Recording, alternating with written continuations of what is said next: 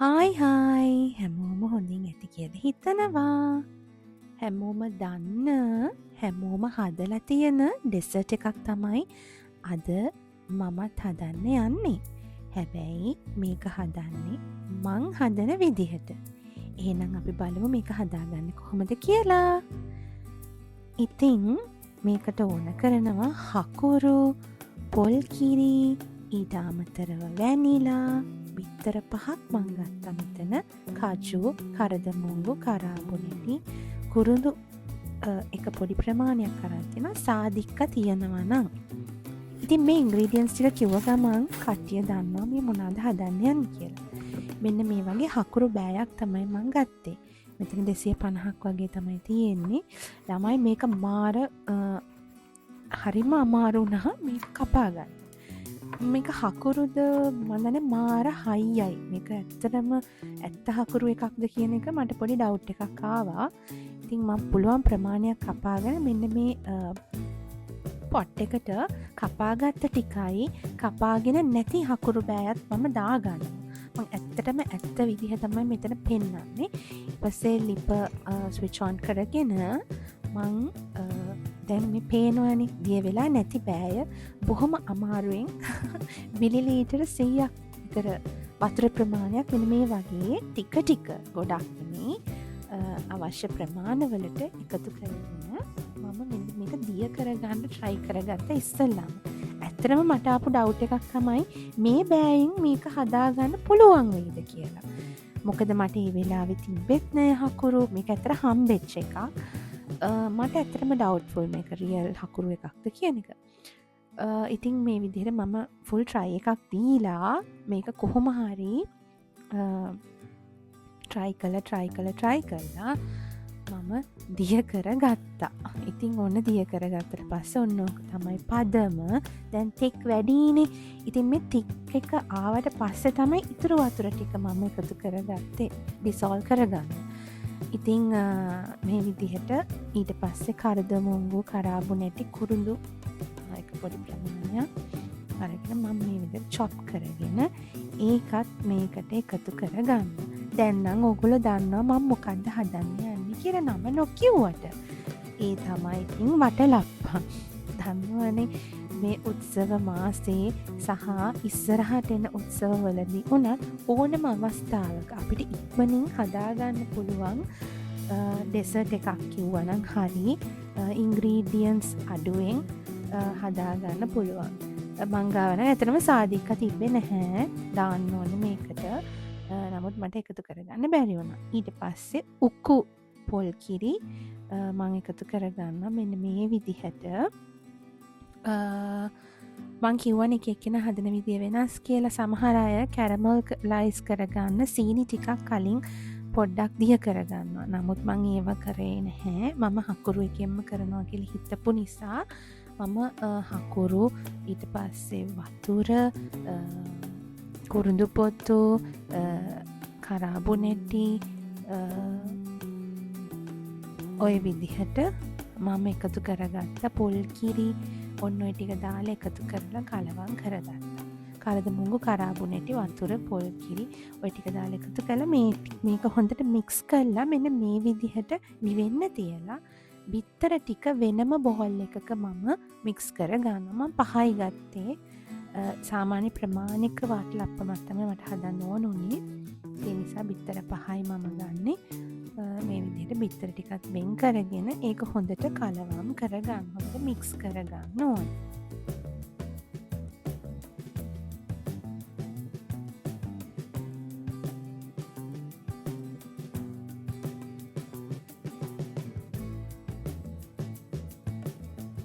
Check කරගන්න බිත්තර ගනිද්දී මේ විදිහට පැහැදිලිව. මොකද නිකන් හරි නරක් පිච්ච බිත්තරයක් හරි එකතු වුණොත් කරදරයි. ඒ නිසා මේ විදිහට වෙනම බෝල් එකක හැම තිස්සෙම දාලා බලන හදාගන්න කැමරාවට එකතු කරගන්න.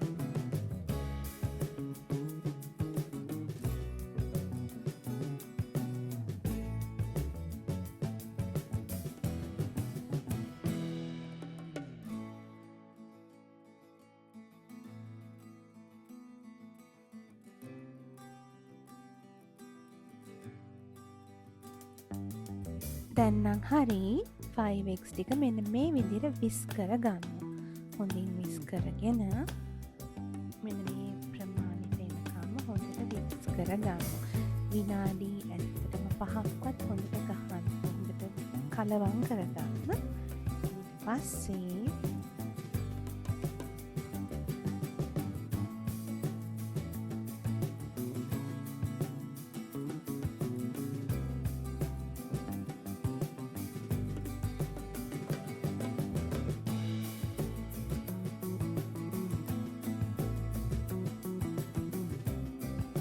බිත්තර එකතු කරන නිසා මම මේකට වැනිලා ස්වල්පිකුත් එකතු කරනවා. මොකද අර සමහර වෙලාවට අපි එක එක්කෙනා හදන වටලප්පම් වෙනස්. ඉතින් අපි කියනවා කනකොට හරිම පිළිගඳ හරිම අමුතු සුවඳක් ආවා එහෙම කියලා. ඉතින් අර සුවඳ මැකෙන්න තමයි අපි වැනිලා එසන්ස් ටිකක් එකතු කරගන්නේ.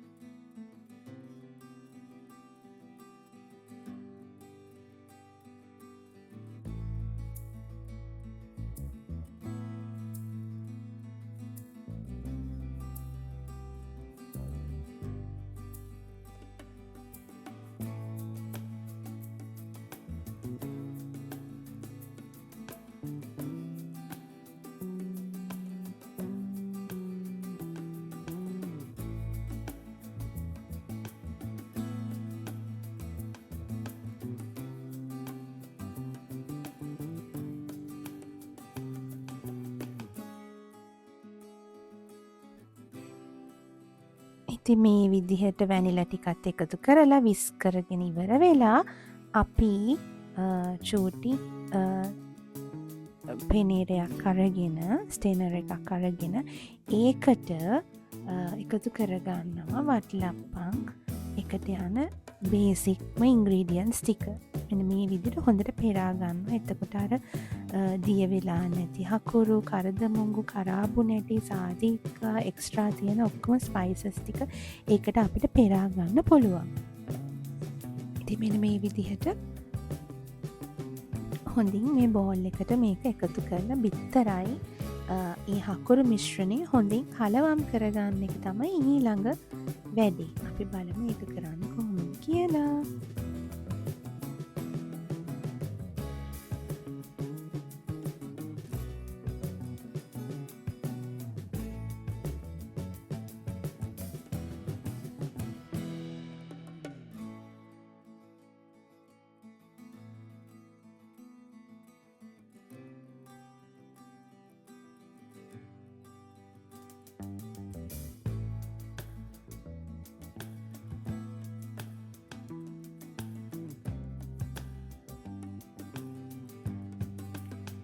මේ විදිහට මේක මේ ඔක්කොම එකතු කරගෙන විස් කර ගන්න. පේනවනේ පැහැදිලිවම කරන විදිහ. ඔක්කොම ටික අපි එකතු කරා අපි මේ විදිහට විස් කර ගන්න. හරි ලේසියෙන් හරි ඉක්මනින් අපිට මේක කවුරු හරි විසිටර්ස්ලා එනවා නම් කලින් පැයක උනත් හදලා පහුවදාට සර්ව් කරන්න පුළුවන්. මොකද මේ වටපා එකක් වගේ එකක් හරියට නිවිලා ඔක්කොමක වෙලා ප්‍රොසෙස් එක වෙද්දී දවසක්වත් යනවා. හරියට පහුවදා හරි රහ බලන්න. අදම හරියට ඇවිල්ලා තියෙනවද කියලා බලන්න. එකක් නිවා ගන්න ඕනේ. ඒ නිසා කලින් දවසක අපිට හදලා වෙන් කරලා තියාගන්න පුළුවන්.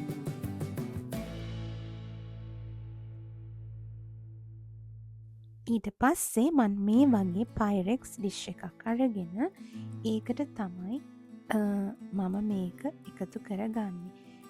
ඉතින් මේ විස් කරපු නිසා ඒක අර පෙන වගේ ගතිය මෙන්න මේ විදිහට ඉස්සෙල්ලා දාගන්න කලින් අපි අයින් කරගන්නවා. පයිරෙක්ස් ඩිෂ් එකට අපිට පුළුවන් බටර් ටිකක් ස්ප්‍රෙඩ් කරන්න. ඒක ඇත්තටම මම කියන්නේ මම කරේ නැහැ. මට කරන්න අමතක වුණා.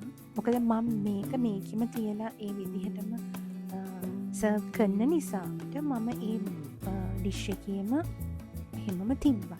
සමහර අය මේක අප්සයිඩ් ඩවුන් දානවා නිසා සර්වින් එක ප්ලේට්ස් වෙනස් වෙන නිසා එතකොට බටර් ටිකක් වටේට ඒ ඩිෂ් එකේ ගෑවොත් ඉක්මනට මේක අපිට ගලව ගන්න පුළුවන්.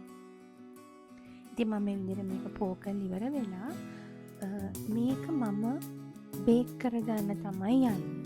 මම මේක බේකුත් කරනවා. ඉතුරු වෙන ස්වල්පය මම එකතු කරනවා චූටි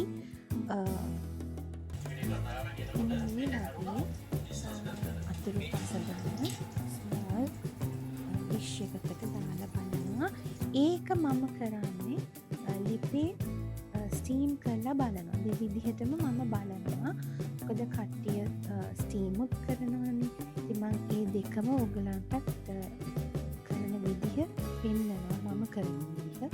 ඉතින් එහෙනම් මේ වගේ ප්‍රමාණීය ෆොයිල් එකකින් අපි වට්ටපන් මිශ්‍රණය මේ විදිහට වහගෙන මම බේක් වෙන්න දාගන්නවා. ඒක ලෑස්තිත් කරනවා. ඊට අමතරව මෙන්න මේ චූටි අතුරු පස එකක් මේ වගේ ෆොයිල් කවර් එකකින් වහලා ට්‍රේ එක බේකින් ට්‍රේ එකට වතුර සාමාන්‍ය ප්‍රමාණයක් දාලා මම පොඩක් ප්‍රී හීට් වෙන්න තිබ්බා oven එක. ඇත්තටම මට ගියා මේක බේක් වෙලා ඔක්කොම වෙන්න 45 minutes විතර ගියා. ඇත්තටම විතරනේ ළමයි. ඉතින් හකුරු පොල් කිරි ඒ ටික හොඳට තැම්බෙන්න ඕනේනේ. ඉතින් මෙන්න මේ විදිහට ෆොයිල් එකෙන් කවර් කරලා මෙන්න මේ විදිහට ට්‍රේ එකකින් තියෙනවා. මේක කරලා තියන අය නම් දන්නවා දැන් මේ වෙනකොට ගොඩාක් හැමතැනම වීඩියෝස් තියෙනවා, ටියුටෝරියල්ස් තියෙනවා. ඉතින් මම හිතුවා මගේ ටියුටෝරියල්ස් වලටත් මේක එකතු කරන්න ඕනේ කියලා. අර දුම වගේ එනවා ගොඩක් ෆ්‍රී හීට් වෙලා තියෙනවා. මතක ඇතුව මගේ මේ channel එක subscribe කරලා තියාගන්න. ඉතින් මේ විදිහට තමයි මම ලිපේ මේක ස්ටීම් කරගන්න විදිහ හදාගත්තේ. ඒ වගේ ස්ටෑන්ඩ් එකක් තියලා මේ විදිහට මම ඒක නම් හැබැයි ඉක්මනට ලිපේ නිසා ස්ටීම් වුණා. ඒකට නම් ගියේ නිකන් විනාඩි 20ක් 30ක් වගේ. අන්න ඒක විතරයි ප්‍රොසෙස් එකේ වෙනස. ඒ දෙකේ සහ එකම රහ කිසි වෙනසක් නැහැ. පොඩි වෙනසක් මට දැනුණා. මේක පොඩ්ඩක් soft. ලිපේ තිබිලා ගත්ත ඩෙසර්ට් එක වටලප්පන් කප් එක පොඩ්ඩක් soft. අරක බේක් වෙච්ච එක පොඩක් විතර හොඳට hard. හොඳට කුක් වෙලා වගේ මට වෙනසක් දැනුණා. actually වෙන ඉතින් අපි දාන එකම ඉන්ග්‍රීඩියන්ට්ස් නම් අර බේක් වෙනයි කුක් වෙන එකේ වෙනස විතරයි අපිට කියන්න පුළුවන්. ගොඩක් අය කියලා තියෙනවා ගොඩක් අයගේ එක්ස්පීරියන්ස් වල දෙකම එකයි කියලා. නමුත් මට නම් ඒක ඇත්තම කතාව පොඩි වෙනසක් තියෙනවා. ඉතින් මම මේ විදිහට චෙක් කරගන්න පුළුවන් ටූත් පික් එකකින් අපිට විටින් විට ක්ලියර්ද නැත්නම් ඇලෙන සුළු විදිහට එනවද කේක් එකක් චෙක් කරන විදිහට. ඔන්න අපේ අවසානෙට ආවා. වටලප්පන්කේ මෙන්න මේ තාම ඒක කුක් වෙනවා. පේනනේ ළමයි බබල්ස් එනවා. ගත්ත ගමන්මයි මෙන්න මේ විදිහට අර වටලප්පන් එක සෙපරේට් වෙලා වගේ තියෙනවා නිකන් අර ඒක තමයි හරි. හොඳටම ඒ කියන්නේ ඒක කුක් වෙලා. ඉතින් ඊළඟට මම මේක ඩිෂ් අවුට් කරන්න ඕන නිසා මෙන්න මේ විදිහට කැෂූස් උඩින් ස්ප්‍රෙඩ් කරගන්නවා. ලස්සන කරගන්නත් එක්ක. ඉතින් ඔයගලන්ටත් මේ වගේ උත්සව අවස්ථාවලට මේක හදාගන්න පුළුවන්. හදන්න දන්නේ නැති කෙනෙක් ඉන්නවා නම් try කරලා බලන්න. හරි ලේසි. මම හැදුවෙත් මං ගාව ගෙදර තියෙන ඉන්ග්‍රීඩියන්ට්ස් වලින්. විශේෂ දෙයකට මට නැති උනේ සාදික්ක විතරයි. එහෙම ලොකු රහ එකේ වෙනසක් නැහැ සාදික්ක නැහැ කියලා. ඉතින් දැන් හදලා ඉවර නිසා රහ බලන්නයි යන්නේ. එහෙනම් බලමු මොකද්ද වෙලා තියෙන්නේ කියලා. මේ තියෙන්නේ බේක් කරපු පීස් එක. මම ඉතින් ඒකෙන් තමයි බලන්න යන්නේ රහ. චුට්ටක් විතර අරගත්තේ මම. ඉතින් දැන් එහෙනම් try කරන්න යන්නේ. බලමු එහෙනම් මොකද වෙලා තියෙන්නේ කියලා. පේනවනේ ළමයි හොඳටම ඒක බේක් වෙලා තියෙනවා.